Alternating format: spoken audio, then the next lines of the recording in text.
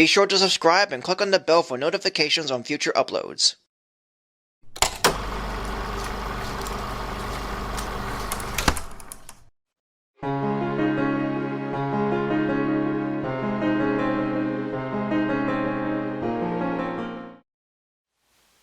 Hello everyone, Someone Bard here, or you can call me Sully.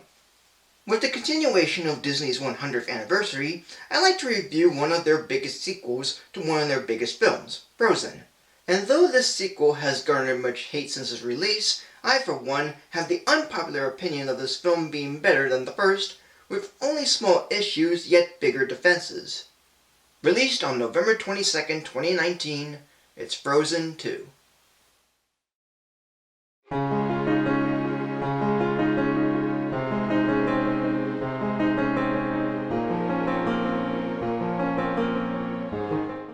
Directors Chris Buck and Jennifer Lee had made a decent sequel to the 2013 film that's inspired by the Snow Queen from Hans Christian Andersen, with nice characters, a decent enough story, beautiful animation, and great songs.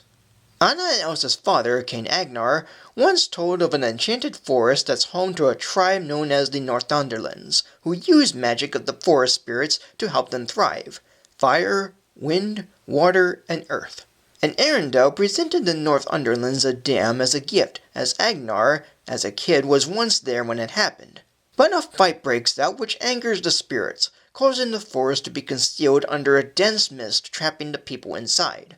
Years later, Elsa hears a voice calling for her, and she awakens the spirits of the forest, putting Arendelle in danger, with water being gone, a very strong wind blowing, and an earthquake occurring.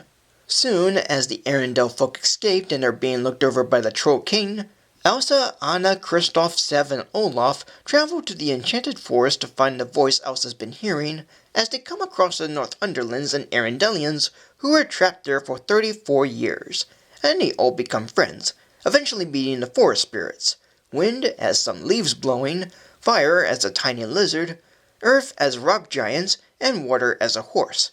All the while, Kristoff tries to propose to Anna to marry him, as Elsa and Anna discover truths and secrets of their past, which includes a river called Altahallen that holds memories as told by their mother, and of a fifth spirit that is a bridge to connecting all the forest spirits.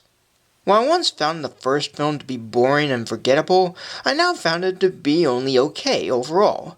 That is, okay characters, story, and songs, though mainly forgettable for some of their lyrics. Yet the animation is still lovely, and its humor only gets me smiling, and that includes Olaf and Anna punching Hans got me laughing.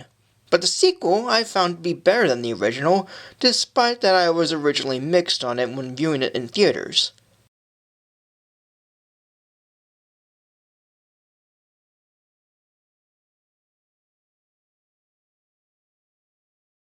And that's mostly with how I felt the story was jumbled and the new characters not given much time or development.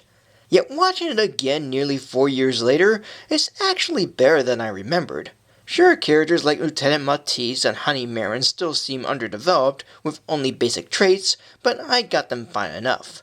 There are moments of self-awareness, yet I didn't mind and kind of liked them, and the same can be said for the humor of the film, which, again, I find to be better than before, with more chuckles and laughs here and there. Olaf has more of a presence here than in the last film, yet I find him to be just as funny, or a bit more than before, with him being Mickey Mouse during charades, reenacting the events from the first film to get the new characters up to speed, or calling for Samantha when he doesn't know one. And where the last film has Anna being open and adventurous and Elsa being reserved and protective, it's switched up here, as Anna wants to be with Elsa more after the first film, and I happen to like them more this way even when Anna acts like her mother to Elsa to calm her. Olaf's mention of water holding memories and Elsa freezing moments in time are unique. And yes, the ship Anna and Elsa's parents were on does look like the ship Ariel visits in The Little Mermaid from 1989. Plus, the film brings in the origin of the chant heard in the opening logos. The songs are pretty enjoyable here, even if the lyrics aren't fully memorable. Yet Anna's own song is the most forgettable, despite carrying a message of going on her own when Elsa's gone. But I love and prefer these songs over the originals, with my favorites being Show Yourself, which had me teary-eyed, Lost in the Woods, which is done as a rock love ballad from the 80s and 90s, Some Things Never Change, and Into the Unknown, which is my most favorite of them as it sounds and looks epic as it continues and ends. So now we get into the main issues others have with this film, in particular the ending. It is certainly all over the place with many things going on, but I did manage to follow enough of them and even paid attention to some details and or come to simple solutions. Anna and Elsa recognizing their parents and frozen memories when they were young, but I figured they recognized them by possibly seeing paintings or portraits of them years ago, as evident by Anna making a frame around Lieutenant Matisse.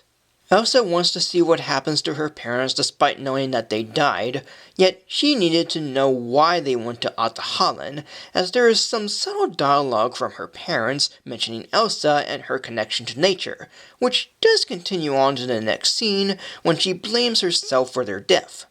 And then there's the ending of Elsa saving Arendelle from flooding after the dam broke. But this one's done differently than you would think. The dam, which was thought of as a gift from Arendelle, was really a trick from King Runard, Anna and Elsa's grandfather, but it was hurting the forest magic, and breaking it would set it free, but it would risk Arendelle getting destroyed, because when Anna mentions righting the wrong, it means to rid a single wrongdoing Arendelle did, which is the dam, not Arendelle itself. And Elsa did say the spirits allowed Arendelle to thrive, because Anna, in helping to break the dam, is awarded to rule the kingdom. Plus, Elsa's blockage makes for a cool looking visual, and I prefer the happier ending anyway. But overall, Frozen 2 is quite a delight and better than the first film.